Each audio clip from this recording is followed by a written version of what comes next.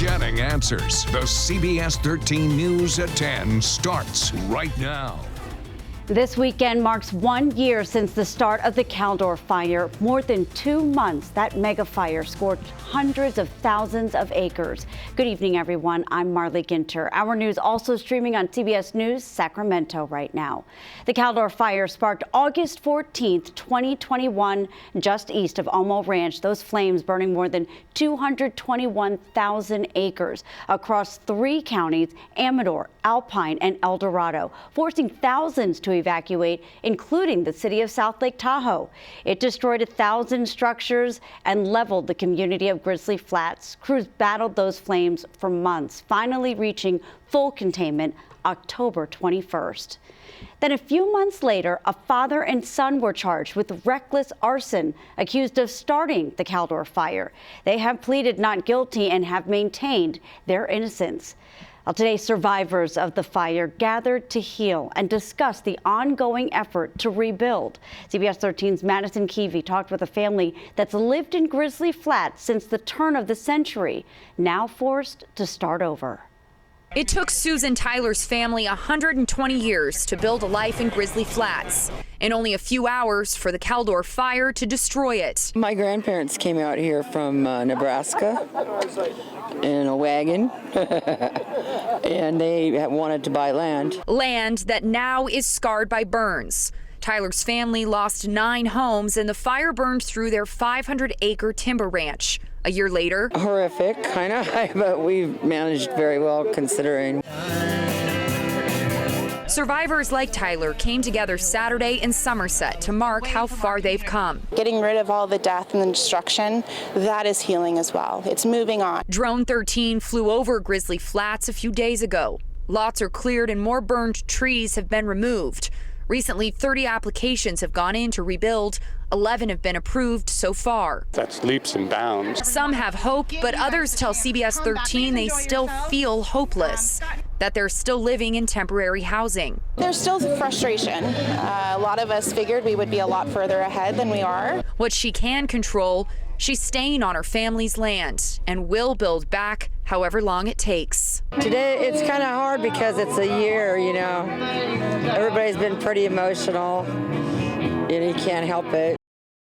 Yeah, just heartbreaking to see. Now, although FEMA has made funds available to reimburse the state for damage from the Caldor fire, the agency did not approve the request from Governor Newsom to provide individual assistance, which would have gone directly to survivors who were uninsured or underinsured to help them rebuild. Firefighters, meantime, are near full containment on California's biggest fire this year. Tonight, the McKinney fire is 95% contained after burning more than 60,000 acres in Siskiyou County.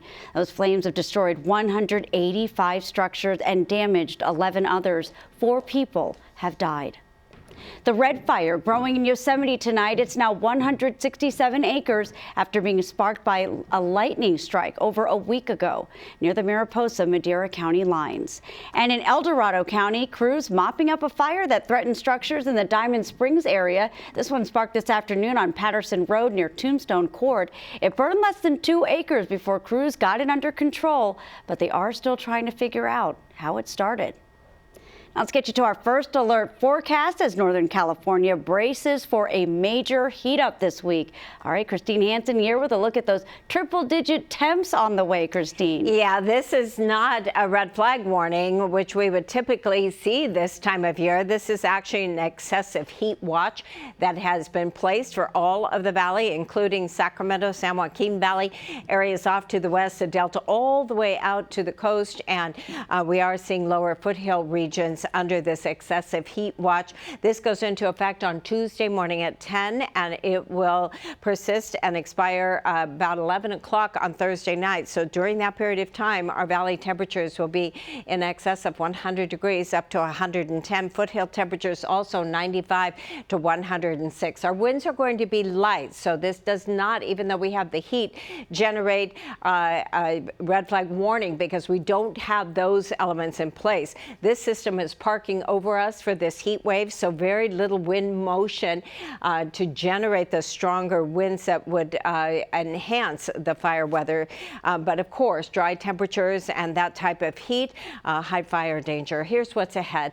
Now, tomorrow our temperature is still going to be right around 100, but that will be the lowest high temperature of the next 7 days, because after that, our temperatures all week long are going to be hot, 95 to 110.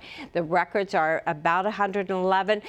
So we're going to see temperatures closing in on all-time record-breaking highs. Monsoon showers and thunder showers this year. We'll see temperatures in the 80s and 90s, but once again, the potential for thunder showers, and of course, always a concern for fire weather. But this heat wave is underway. We'll tell you what those temperatures look like throughout the area coming up. Marley? Yeah, my goodness, things heating up. All right, thank you, Christine. Well, as those temperatures heat up, Sacramento County will be opening cooling centers starting tomorrow. The county's Department of Human Assistance will open its offices in Sacramento and North Highlands from 2 to 8 tomorrow, and then from 8 in the morning to 4 Monday through Friday to offer relief from the heat. I bet you'll need it. It's now been 1 week since the disappearance of 16-year-old Kiely Rodni, last seen at a party at a campground near Truckee. More than 200 people, including law enforcement and volunteers, were once again out searching for the 16-year-old today. Deputies say they've gotten 1,000 leads so far. Now, they say so long as those tips keep on coming in, they will continue to search for Kiely. Let me be clear. We have one team, one mission, and one goal, and that is to find 16-year-old Kiely Rodni. Now, the Placer County Sheriff's Office has set up a link where people can submit tips or videos, and we have that link on CBS13.com. A man is behind bars tonight after a woman's body was discovered at a homeless camp in West Sacramento. A body was found yesterday near Sacramento Avenue, north of the train tracks. Early this morning, police arrested Alfonso Ornelas at his home and booked him into Yolo County Jail. Lodi police discovered a stash of drugs and stolen weapons inside a home on Holly Drive. Investigators found unregistered handguns, a stolen shotgun, and a pile of ammunition. They also found more than 500 fentanyl pills, cocaine, hydrocodone, and mushrooms. 2 men were arrested on felony charges. The search is on for the man accused of robbing a 73-year-old woman in Stockton. Police say the robbery happened at a home on East Bianchi Road around 3:30 yesterday afternoon. Investigators say the suspect pushed open the woman's door just as she came home and then punched her 2 times and robbed her. No arrests have been made. New video showing armed pro-Trump protesters outside an FBI office in Arizona today. This as the FBI reports an unprecedented number of threats against their agents. It's in the wake of the FBI search of Mar-a-Lago.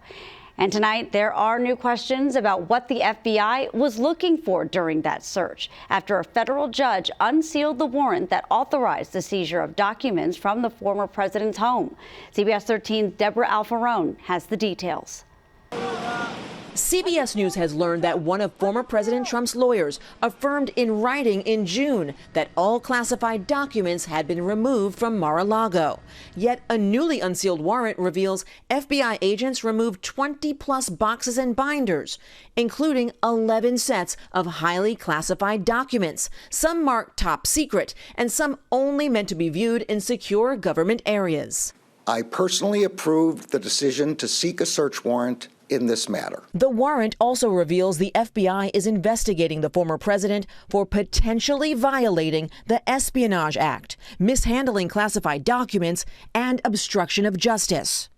On Friday, Trump posted on social media suggesting the documents in question were all declassified, saying the FBI, quote, didn't need to seize anything. They could have had it any time they wanted without playing politics and breaking into Mar-a-Lago. If the president was in fact declassifying something, there's a whole lengthy process to go through there. It's Donald Trump reaching for the defense du jour for behavior that is frankly beyond the pale.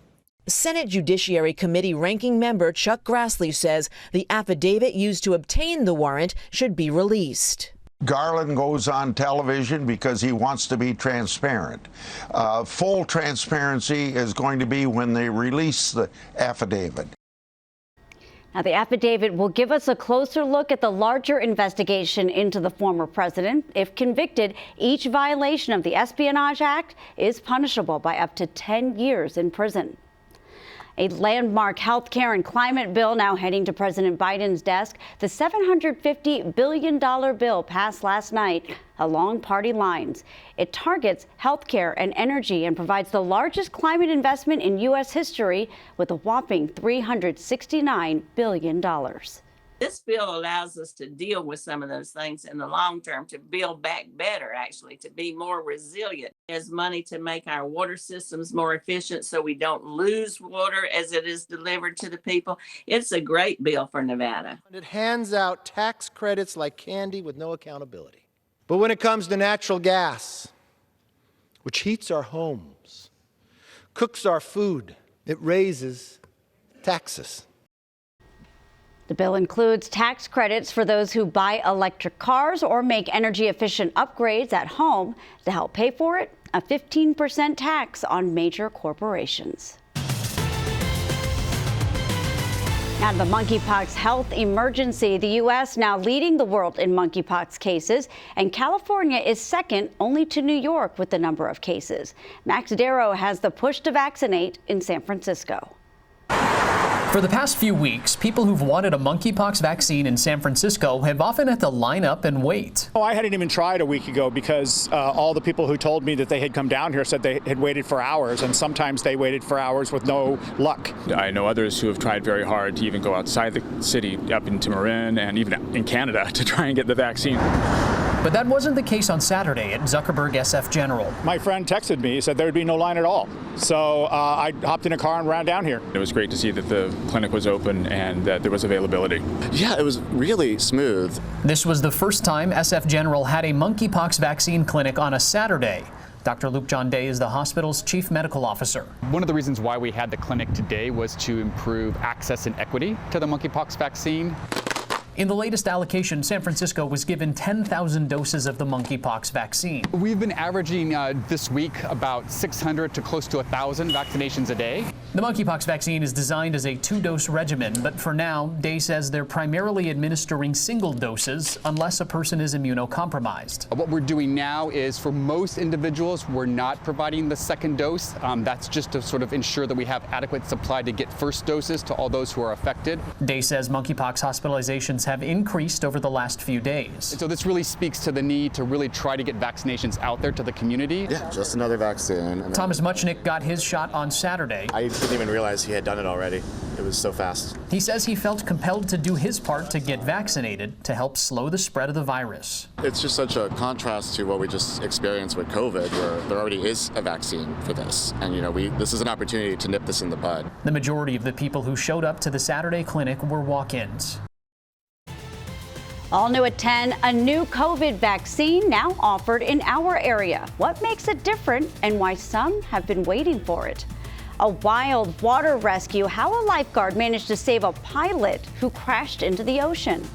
And thieves hit where it hurts, a ride that raises money ripped off and brought to a halt, devastating a children's hospital. And a heroic hug that could save lives. Why a children's hospital is putting out a call for volunteers to cuddle babies. The CBS 13 News at 10 is back in 60 seconds.